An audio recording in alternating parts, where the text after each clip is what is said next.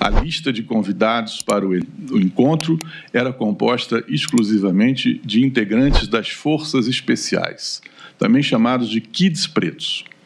Os Kids Pretos são assim definidos no site do Exército Brasileiro. As Forças Especiais do Exército Brasileiro, conhecida como Kids Pretos, são unidades de elite que desempenham um papel crucial na defesa nacional e na execução de operações complexas em ambientes adversos. Com uma estrutura organizacional voltada para a eficiência e a eficácia, essas forças são treinadas para realizar missões que vão desde o combate convencional até ações de contra-insurgência, resgate de reféns e operações de ajuda humanitária. A seleção dos integrantes é rigorosa e o treinamento abrange uma variedade de habilidades, incluindo táticas de combate, sobrevivência e infiltração em território inimigo. Essas unidades, continua o site, são fundamentais não apenas para a segurança interna, mas para a atuação do Brasil em missões internacionais. As operações das Forças Especiais são caracterizadas pela flexibilidade e pela capacidade de adaptação a diferentes cenários operacionais. A importância das Forças Especiais, termina o site, se reflete na necessidade de um preparo contínuo e na atualização das técnicas e equipamentos utilizados, garantindo que estejam sempre prontos para responder a qualquer ameaça à soberania e à integridade do país. É uma força de elite. A reunião de membros dessa força de elite, com conhecimentos técnicos de estratégia, se deu em 28 de novembro de 2022, e o seu objetivo era o de conspirar contra os mecanismos democráticos de sucessão no poder. Tanto a realidade da reunião quanto a sua pauta foram descobertas a partir da recuperação pela Polícia Federal de diálogos em WhatsApp. No dia 26 de novembro de 2022, às 12 horas e 48 minutos, Bernardo Corrêa Neto enviou a seguinte mensagem ao coronel Fabrício Moreira de Bastos: resolvi tomar uma iniciativa e conto com o apoio do Newton para isso. Reunir alguns FE, Forças Especiais, em funções chaves para termos uma conversa sobre como podemos influenciar positivamente nossos chefes. Para isso, vamos fazer uma reunião em Brasília. O coronel Fabrício Bastos, que atuava no Centro de Inteligência do Exército como analista da Divisão de Inteligência, realizando avaliações de cenário nacional para o assessoramento do gabinete do comandante do Exército, prontamente aderiu à proposta com um bora.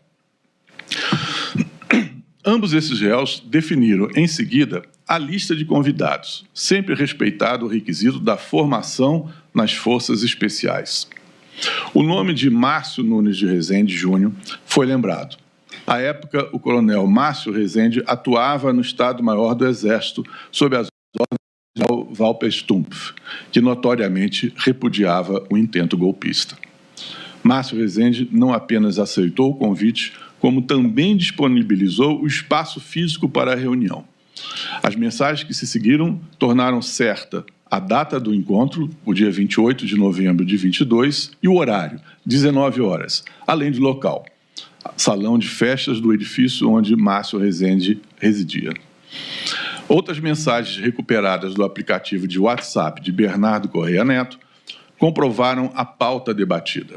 O objetivo era coordenar ações para promover a coesão das Forças Armadas em torno do projeto da organização criminosa e garantir a assinatura do decreto golpista pelo presidente Jair Bolsonaro. Durante a reunião, os acusados usaram o aplicativo WhatsApp como bloco de notas. Ali registraram os temas e os objetivos acordados. 2 mensagens de conteúdo similar foram enviadas pelo coronel Fabrício Bastos ao coronel Bernardo Corrêa Neto às 21 horas e 3 minutos e às 21 horas e 52 minutos. A segunda mensagem apresentava um texto mais completo do que a primeira, revelando o avanço dos debates e o traçado da dinâmica do empreendimento. Na primeira mensagem se falava ideias-força, falta de coesão dentro da força, necessidade de atuação no curtíssimo prazo. 2. Necessidade de alertar os comandos militares acerca da realidade. 3. Realização de ações concretas no campo informacional, com estratégica. 4. O Exército Brasileiro deverá falar com os presidentes do Poder Legislativo e Judiciário. Já na mensagem seguinte, após o aprofundamento dos debates em torno dessa missão, a mensagem continuava a falar em ideias-forças, falta de coesão dentro das Forças Armadas e indicava o que se deveria fazer. Necessidade de atuação no curtíssimo prazo. Necessidade de alertar os comandos militares acerca da realidade. Realização de ações concretas no campo informacional. 4. Criação de e aqui já acrescentava, criação de um gabinete crise, inicialmente no campo informacional, proposta no COTER. 5. O Exército Brasileiro deverá falar com os presidentes do Poder Legislativo e Judiciário. E aí vinha, estado final desejado, o estabelecimento de laços de confiança entre o Presidente da República e o comandante do Exército Brasileiro. E uma nota final, centro de gravidade, Alexandre de Moraes. O texto final da mensagem dividia-se, portanto, em três partes. Ideias-força, estado final desejado e centro de gravidade.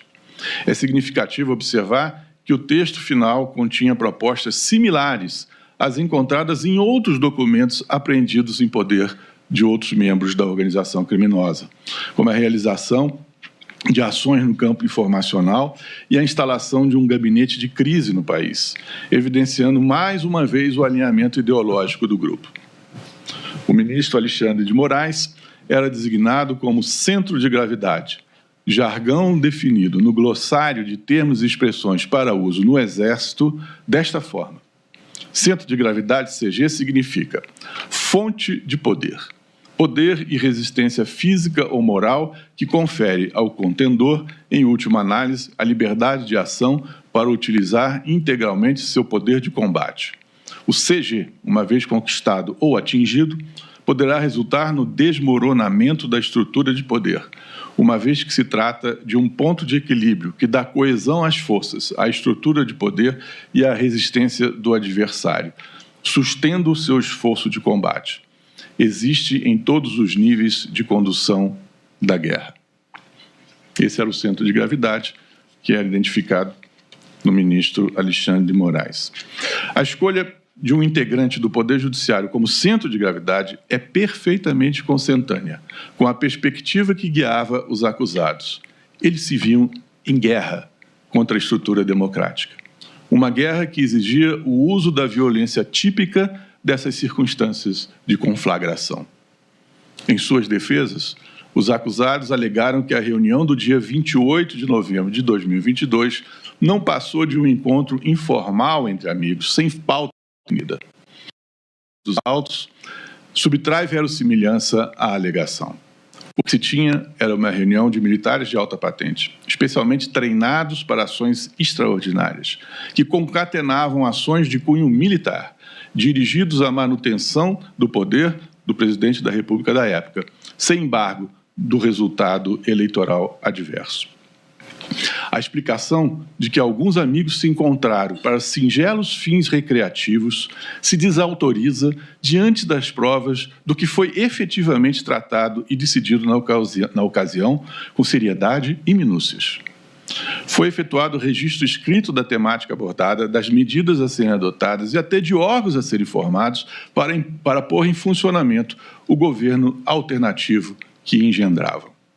Definitivamente, se a hipótese não raiasse a irrisão, seria assustador para a democracia supor que militares de alta patente, especializados em estratégias disruptivas de forças adversas, considerassem ser uma distração corriqueira dos seus sarais o passatempo de gizar pormenorizadamente manobras de tomada de poder por meios heterodoxos, valendo-se da força das armas, com planejamento inscrito em esquemas gráficos de compromissos de cada qual e de outros militares a serem cooptados. Sobretudo, uma assim fantasiosa e improvável caracterização do encontro perde qualquer crédito, mesmo diante do mais cândido e do mais benevolente dos ouvintes, quando confrontada com o restante dos acontecimentos históricos. A reunião torna-se, diferentemente, parte crucial dos desdobramentos da trama do golpe, já assim certificada por esta Corte. A reunião foi idealizada com antecedência. Foi animada pelo intuito de acertar táticas entre esses prestigiados FS para obter a adesão dos chefes maiores da arma ao movimento insurrecionista. Daí a referência ao objetivo de, cito, reunir alguns FE em funções-chave para termos uma conversa sobre como podemos influenciar nossos chefes. Todas as comunicações encontradas pelas investigações atestaram que o que se pretendia, o que seria, como eles dizem, positivo, era a ruptura institucional.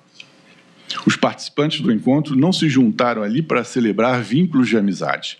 Reuniram-se em função das posições estratégicas que detinham, na qualidade de assistentes de comandantes, a quem endereçariam os seus esforços de persuasão para integrarem o movimento golpista. A dinâmica da reunião demonstra a aplicação de métodos táticos, destampando o caráter estratégico da reunião. Os réus seguiram um roteiro parametrizado para atuação ilícita. Identificaram o cenário que dificultava o êxito do golpe, na falta de coesão dentro das forças, e dispuseram sobre os tipos de diligências que se impunham. Os tópicos previstos nas mensagens que os réus procuraram contemporizar nos seus depoimentos judiciais são em si mesmos inaceitáveis, por aberrantes da elevada vocação democrática que o Constituinte confiou